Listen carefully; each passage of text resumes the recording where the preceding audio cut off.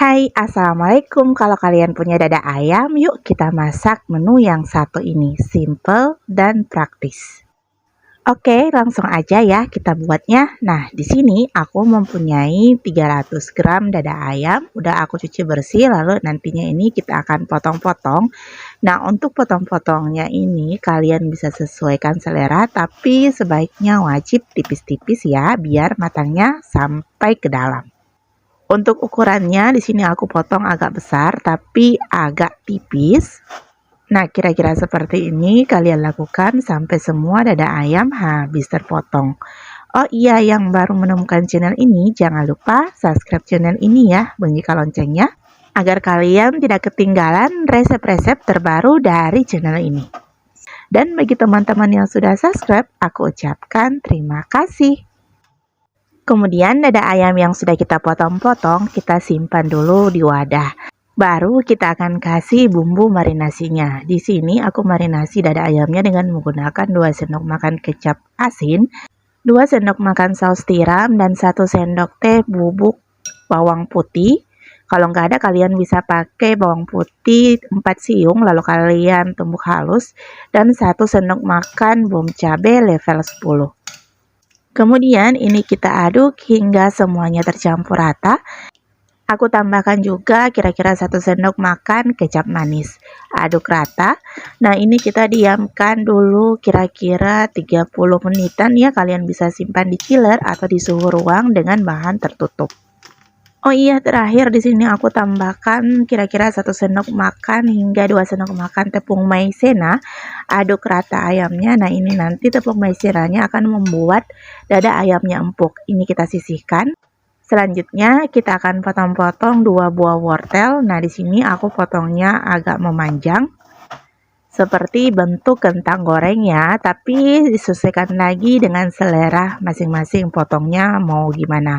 Tapi menurut aku kalau dipotong panjang begini hasilnya nanti akan lebih cantik kelihatan kalau disajikan di piring saji. Nah, ini udah. Kemudian di sini aku menggunakan buncis sebanyak 1 genggam, kita bagi menjadi 2 bagian aja. Nah, ini kita akan cuci bersih lalu kita sisihkan. Panaskan air lalu kita akan rebus sayurannya. Pertama kita akan rebus wortelnya dulu karena wortelnya ini agak lama matangnya. Setelah wortelnya mengapung dan udah agak setengah lunak, kalian bisa masukkan buncisnya. Lalu ini kita masak sampai benar-benar juicy, enggak terlalu matang juga ya, tapi empuk. Nah, ini udah kita angkat, kemudian kita sisihkan. Untuk bumbunya sangat simpel. Di sini aku menggunakan 3 siung bawang putih, kita geprek, kemudian kita cincang kasar.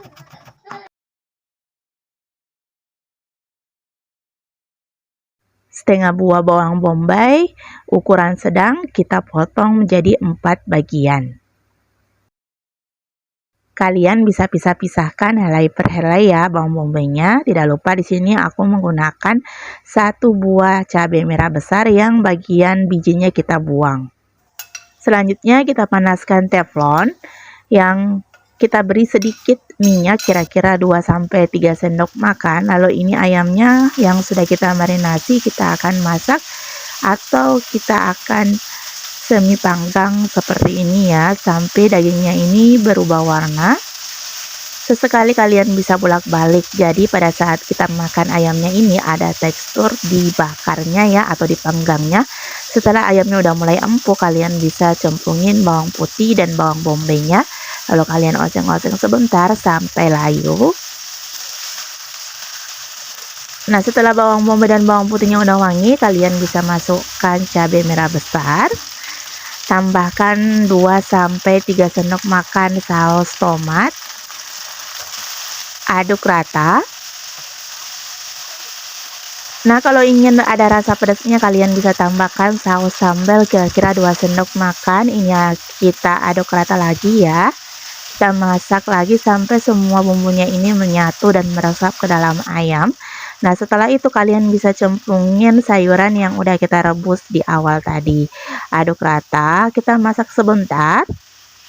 Sambil sesekali kalian bisa koreksi rasanya. Nah, di sini aku nggak tambahin garam dulu ya, karena tadi saus tiramnya ini mengandung rasa asin, tadi itu aku tambahkan 1 sendok makan kecap Inggris. Nah, ini kita coba ayamnya udah empuk atau udah matang. Kita coba ya. Nah, ini ayamnya empuk banget, juicy sampai ke dalam. Nah, ini ayamnya kita coba. Karena rasanya menurut aku masih ada yang kurang, aku tambahkan 1 sendok teh gula pasir, aduk rata.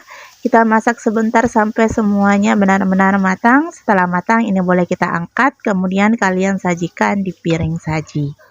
Menu 3-in-1 ini udah siap untuk kita sajikan di keluarga tercinta. Kenapa disebut menu 3-in-1? Karena sudah dapat lauk sekaligus sayuran dalam satu menu.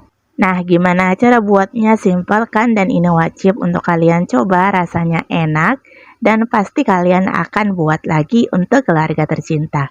Jika kalian suka dengan resepnya, boleh dong di like dan di share yang banyak ke sosial media kalian. Semoga resep-resep yang kami sajikan bermanfaat. Sampai ketemu di resep-resep selanjutnya. Assalamualaikum.